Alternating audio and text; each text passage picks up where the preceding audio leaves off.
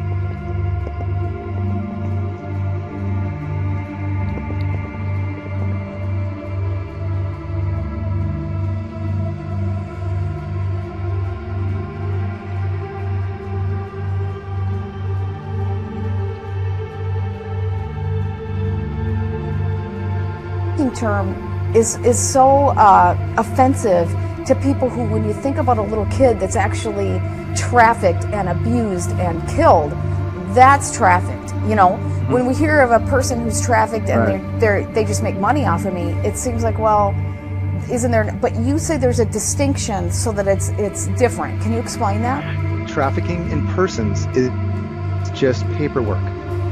It's the system that creates the bonds, that creates the money that's funding the human trafficking. So the trafficking in persons is paperwork.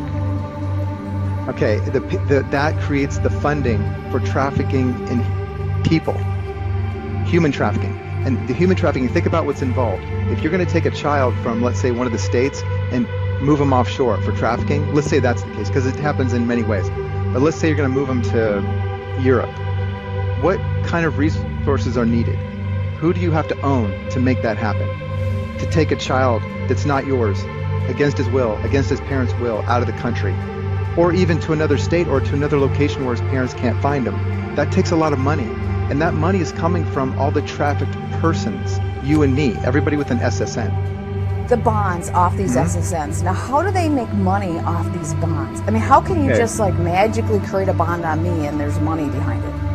Okay, let's say you have a traffic case. This is my standard example. So you have a speeding ticket, all right? So the moment the police officer issues the ticket, there's a citation number on that ticket. Once that ticket is entered into the court's docketing